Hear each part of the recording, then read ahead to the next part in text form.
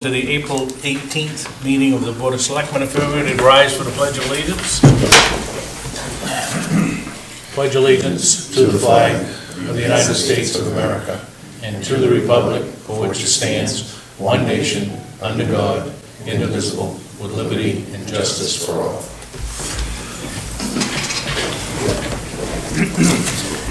Okay, good evening and welcome. We have no public hearings this evening. Any announcements from the board? All set. I do not. Dwayne, anything? I ain't got nothing. Okay. We do want to extend, our sympathies out to Nancy St. Anne, who is a motor vehicle officer. They had a loss in that family, so certainly send our sympathies there. Additions or deletions to the agenda? Anything, Matt? Nothing unless you want to talk about the ZBA outside of the report. No, we're all set then. Okay. I've got one executive session that I would ask to put on the agenda at the tail end of the meeting. At the tail end of the meeting? Yes. We just need to figure out what the appropriate language is. Yeah. Yeah, we'll have to figure it out, because I ain't got it. I'll give it the list. Yep, thank you. M.R.S.A something. So that would be after item 15, right? Yes. So we would add a bounce 17 adjournment to the end and add an executive session at 16. Okay. So, any objections to that? No objections. Sorry. Okay, let's move on. We don't have any appointments this evening. Any public comments? Correspondence, we do have the treasurer's report, treasurer's reports, motor vehicle report, March 21 minutes of the water district for those who might have an opportunity to look at that. And also a letter from the planning board. They took up it 2 weeks ago. There was a request from DMA, the contract zoning extension. I think we could put that on at our next meeting. The change has been that the water district now is ready to hook them up. So he's got 6 months to work on getting planning board approval. So anyway, we'll put that on the next agenda. I do have a comment Yep. on the minutes of the water district. There was a comment made in that meeting that they do not want to make the district any bigger or better. Something's got to be done. Whether the town of Waterboro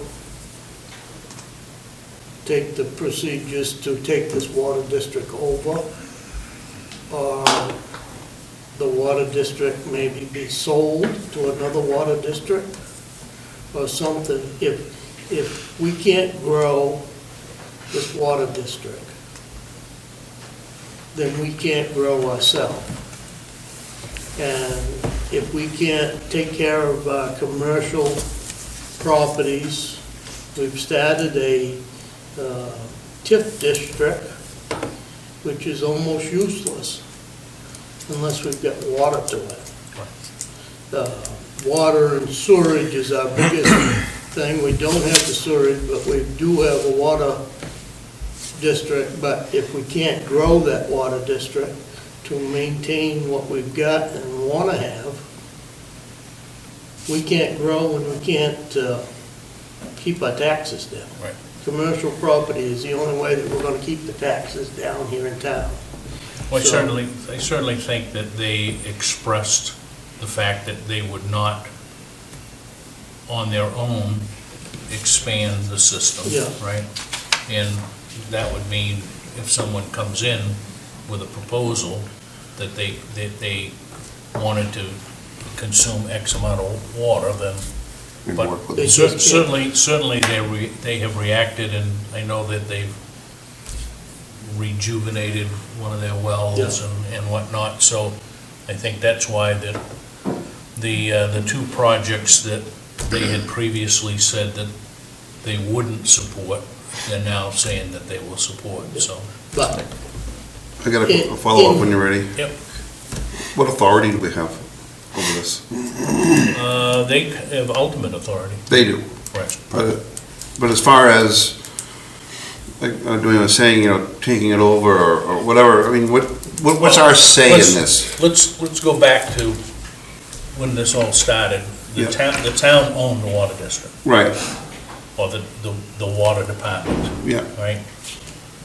We submitted legislation so that there could be a quasi-municipal system that was put in. First of all, the geographic area of the water district, which is everything east of Townhouse Road and Ospey Hill Road, right? yeah. Well, not Ospey Hill Road, but, yeah, Ospey Hill Road. Yeah, I think it goes Ospey all the Hill way. Road. right. So, everything east of that is in the water district. So, there had to be two votes. One was that the town would authorize the Board of Selectmen to cut all of the equipment, piping, everything over to the water district. Yeah, Then there had to be a vote from the water district to accept that. So we could inverse that, right? Okay. I mean, that's what it would take, yeah, is that the water district would have to be petitioned to say, hey, the people of the district feel that this would be better off in the town hands, Okay. right? So they would have to have a vote, and then subsequently, the town would have to say, we're willing to accept it, oh, okay. right? the whole town, not just Yeah, the water. the whole- Not just a district, yeah, I mean, okay. there's two different, So it's two, systems, but it's, the- it's. It's not easy, it's not an easy thing. No, No, Okay, the water district goes all the way to Beaver Ridge right, for the Halls Yeah. line. yeah. Okay, thank you. but that's the process. Yeah, thanks. Anything else? How about selectmen's reports? Gary, anything? I do not have anything. David? Quiet week for me. I'll take it. Been quiet, And I've had a I'm, couple little meetings, but nothing serious. yeah, I'm all set. Town administrators report? A few things, just as a FYI, Public Works, information provided by Jason. Spring cleanups have begun. Brush removal, some Friendship Park work. Cleanup will begin on April 17th to the 24th, so this week here. Street sweeping is scheduled May 1st to the 3rd. Crews will begin working on Holmes Road this week, and all the roads that have been posted have been removed as of last week. I do have a list of the MDOT summer projects here, which primarily includes ditching on Route 5. If anybody wants to see that, it's available, but there's some light paving work they've identified, but I'm not sure exactly where on Route 5 they've talked about, because it starts in Brownfield, it comes down Route 5. We finally took delivery of our SCBA at the fire station. We ordered them almost a year ago. Staff had training up by the factory reps, and they've been put into service. If you didn't know already, from the world of Facebook, there were some people that were unhappy in town on Friday last week. Sorry, we were short-staffed. Our goal is obviously to maintain a minimum of 2 people with, to help customers, but unfortunately, due to pre-scheduled vacation, some sicknesses, and family emergency, we only had 1 person.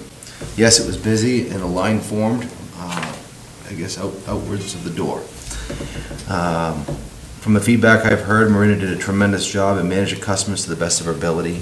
We greatly appreciate that, but sometimes it's beyond our control. I've also provided for your review in front of you a fee schedule for the zoning board of, the fee schedule, which includes an update to the zoning board of appeals. Currently, it's been identified that the ZBA fee that's being charged of $330 does not adequately cover what a meeting costs us. On the page 2 of that document, you'll see the recommendations for that section. Dwayne had mentioned earlier that it does not actually cover additional research time. We were doing some quick math and we're about, it's just over $1,000.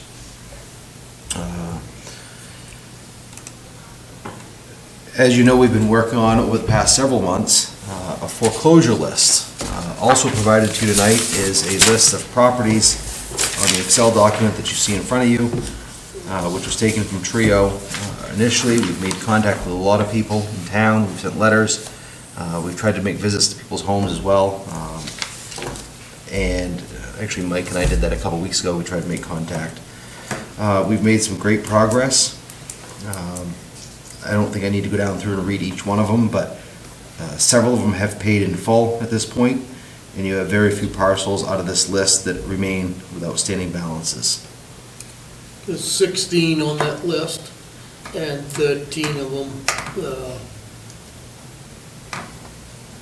I would guess are just land, not houses and land, or homes and land, but there's 3 of them that have been pretty well taken care of, so. 6 are land only. And then the other ones, quite a few of the people that in the residential homes have paid up or have been very aggressive with it and working with us. I would say that Matt has done an excellent job, along with some other personnel here in the town office, but they've done an awful job getting this cleaned up so that somebody's not gonna be out in a tent. To have a list this short, realistically, is not a bad thing. It's a wonderful thing. Yep.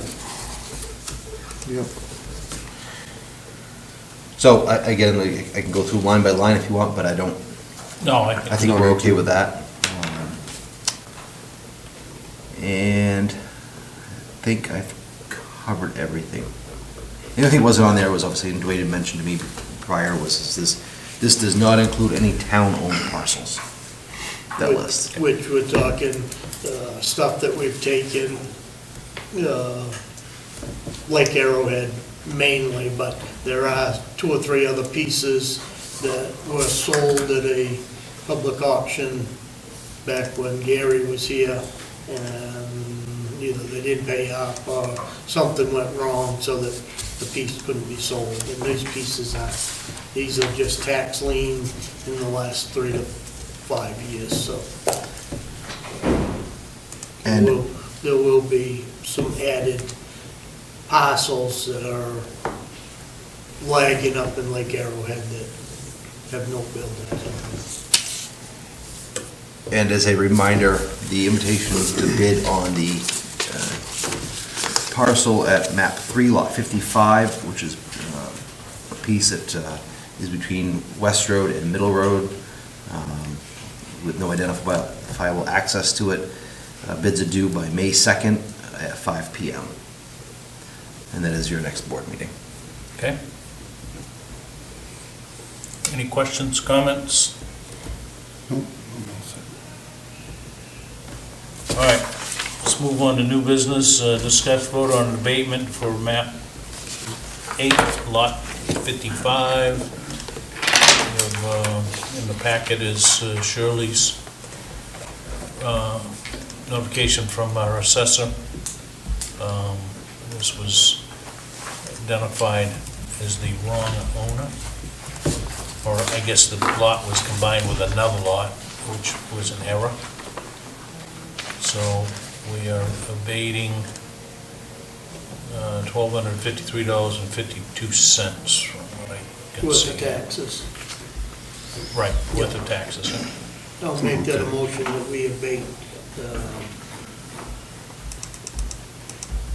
gotta find the right lot number. Bear with me. 855. Map 8, lot 055 for the 2000.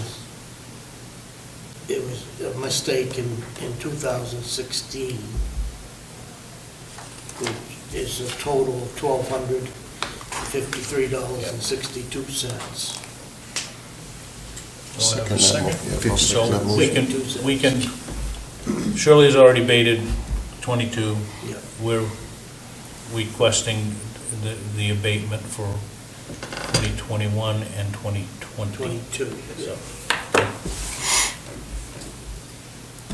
Who seconded that? I'm sorry. I did. Any further discussion?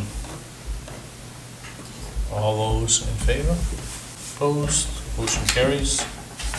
Set public hearing for zoning amendments, quote-unquote definitions, and also to set a public hearing date for the shoreland zoning setback amendment. So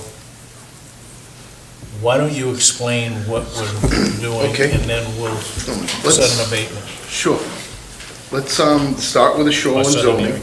That's the largest change. What I'm requesting is an amendment to the shoreline zoning that will essentially eliminate what we currently see as a dual zone. We'll make the shoreline zone strictly the shoreline zone within 250 feet of the water, which is what's mandated by the DEP or for shoreline regulation. Another part of that amendment that I'm asking for, along with doing away with the mixed zone, the AR in the shoreline zone, is in doing so, how our current ordinance reads is that we have a 75-foot road setback. Let's go, okay, Dave has brought up on the GIS map here. You can see many of the lots that are within this particular section, and this was just something I just asked him to grab. This is just a section he zoned in. You can see on this, many of these lots are just over 100 feet deep. Well, the mandatory setback from the resource is 100 feet. So it makes it difficult for somebody that wants a shed or a small garage or an accessory building. And as long as the primary target for the shoreline zone is to maintain that 100-foot setback. So can you zoom just a little bit more so that we can read some of the depths of the lots, David? See, we have 122, say we'll use lot 5 as an example. There's 122 feet deep on one side and 145 on the other. Currently, it's very difficult for this particular homeowner to come in and ask for a shed development or something like that and comply with a 100-foot setback. So my proposal is to reduce the setback from the roadside from 75, which we get from the AR zone. We would reduce that setback down to 25 feet. Reduce that setback from 25 feet and maintain the sides consistent with the village zone, we'll say. Those setbacks they're similar sized lots. It'll be consistent. The setbacks will be set consistent with lots of the same size. Is this for the sole purpose of putting up an outbuilding? Or It's a garage? Or does that matter? Yes, in some instances, or even to promote some of the rebuilding that we have going on around the lake. Currently, if somebody wanted to rebuild this camp, they have a very small envelope at 75 foot. It would be almost impossible for them to move the camp back to the 100-foot setback and then maintain the rear setback for compliance. So it's basically the idea is more along the lines to bring some of what we already have into compliance. Right. Or nearer to compliance, Yeah. let's say. So you're saying go back, drop it 25 feet road Yep. frontage? Yes, exactly, 25 feet from the road, but still maintain that 100 foot. Now- If the lot is in shoreland zoning. Correct, if it's within 250 feet of the water. Currently, we have an AR zone that goes all the way to the waterfront. Right. So it's kind of confusing for a lot of people. You have two different sets of regulation. My proposal is basically just to create the shoreline zone exclusively and change the setback so that they're relaxed a little bit so people can utilize and gain more outbuildings and things of that nature, but maintain that 100-foot buffer that's necessary to preserve the water quality. That would clean that up tremendously. Exactly. I got a kicker in it. Okay. Lake Arrowhead is village residential. Mm-hmm. Okay? Let's make this the same as you do in that village residential, which if it's 25 feet, that's all right. It's been a while since I've been Yep. involved with that Yep. zoning, but I think it was 30 feet front yard setback. The up there. front yard setback in the zone that you're referring to is 40 feet. So in many of these lots, if we kind of weighed that out when we went through this, many of those lots at a 40-foot front yard setback, even in Lake Arrowhead, a lot of those lots are unbuildable at that point. So, But what I'm saying is, let's make it all equal. And is that gonna change that whole village residential zone up there? my proposal is to do just that. All of these underlying zones will go away. Anything within 250 feet of the water is going to be shoreline zone exclusively and set by these. So the language has to say that if it's in the shoreland zone, Exactly. then this applies. Exactly. That's exactly the point. With the Lake Arrowhead and the same thing with these, are we overtaxing with buildings on a small undersized lot? Not necessarily, because where the big taxation is gonna be is in dwellings, not necessarily outbuildings or small garages or something of that. And then we have this law that's being brought in, the LD 2003. Here's another caveat for trying to do this. Right. That doesn't apply to the shoreline zone. Okay. So the accessory dwelling, we'll say, in a Lake Arrowhead lot, because we've made that exclusively the shoreline zone, isn't allowed. It isn't permitted because that's not part of the LD 2003. Okay, but those lots, I'm gonna use New Dam, ain't within 250 feet of the water in most cases. So those are out of the shoreland zoning regulations. Yep. So they're gonna go back to the village residential primary structure. Correct. So we're gonna have two zones in Lake Arrowhead then. Yep, we'll have the shoreline zone anywheres that there's a resource protected area. It covers it within 250 feet. If there's water nearby, that's my proposal anyways. So when we set this public hearing, Yep. I would hope that you would have all of the language. It's in your packet. Okay. It's in your packet and it's been through the DEP. Okay. It's been through Natalie. All of this language is already kind of approved. So everything that is in the packet is what we're gonna have a public hearing on. Exactly, and I have the language prepared currently, so that if you set the public hearing tomorrow morning, I'll go out and post all of these zoning amendments, and they'll be out on the table for the public to pick up. Now, see if I can get my wording right. The people that own the lots within the 250 feet of the lake, I'm thinking Osprey Lake, so to speak, at this point, the ones that own the water frontage are gonna be less lenient, gonna have more buildings than the one that is out of the 250-foot setback. They're gonna be able to have that accessory structure for a garage because they can go within 25 or 30 feet of the road and can get more building footage on one of them small lots than the guy that's gonna meet the A&R zoning No. that's set back on the opposite side of the road from the Not lake. necessarily. Dave, can you put the bottom layer on, please, for the shoreline zone? This will illustrate exactly, this is what we call the resource protection, okay? The 250 mark is up by the number 1B. As you can see, this lot 1B we'll use for an example, there's significantly more land than there is on, say, 4 in lot 3. Yeah, So they won't, the ones that are on the water side aren't gonna have much because of their legally existing okay. but non-conforming what I- lot. What I'm talking is that lot that's on the back side of 1B Yep, is gonna have 35-foot setbacks all the way around the side and 75 on the front, or 50 foot on the front. So he's got more restrictions on that lot than.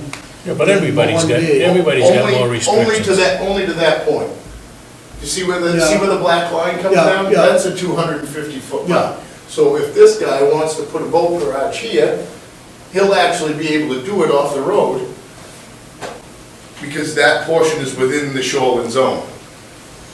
It's basically to clean up the verbiage that I feel that we have currently. The 75 feet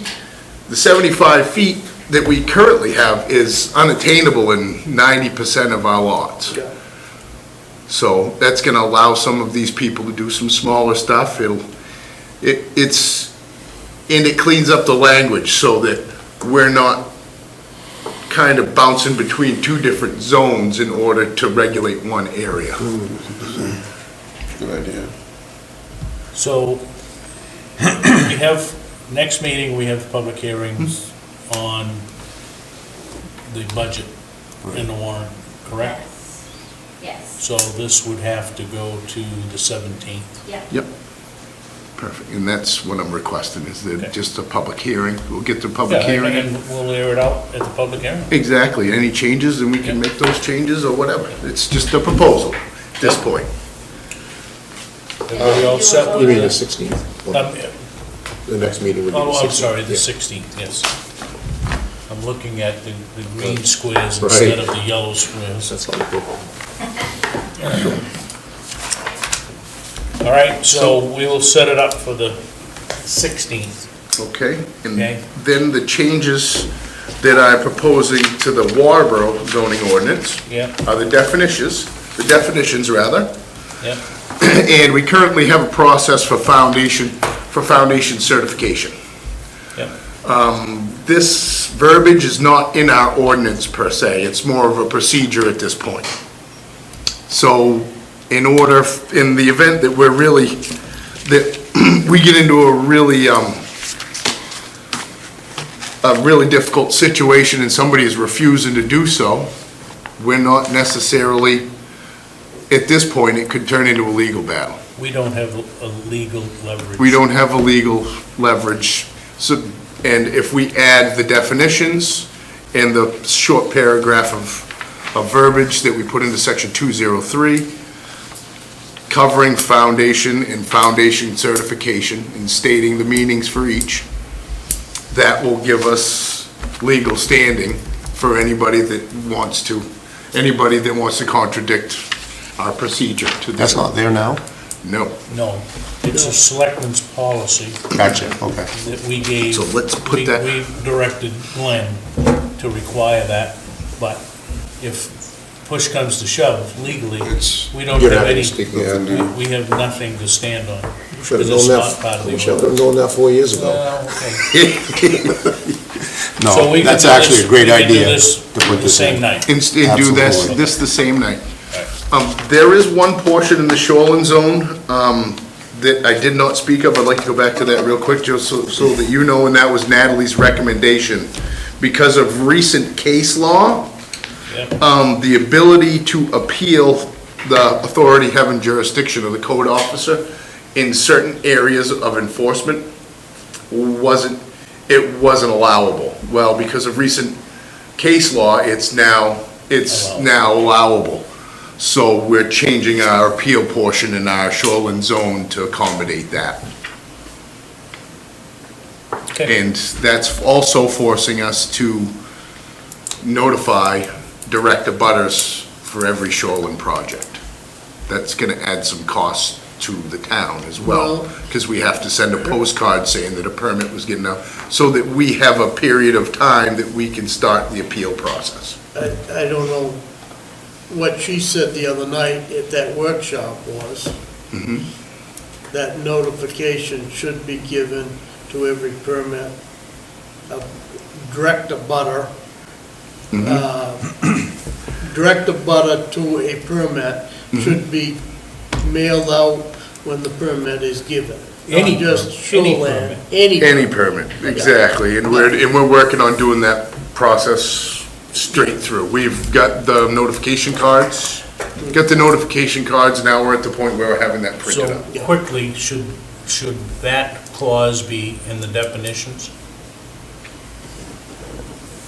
Perhaps in the Waterboro ordinance, or Yeah. both.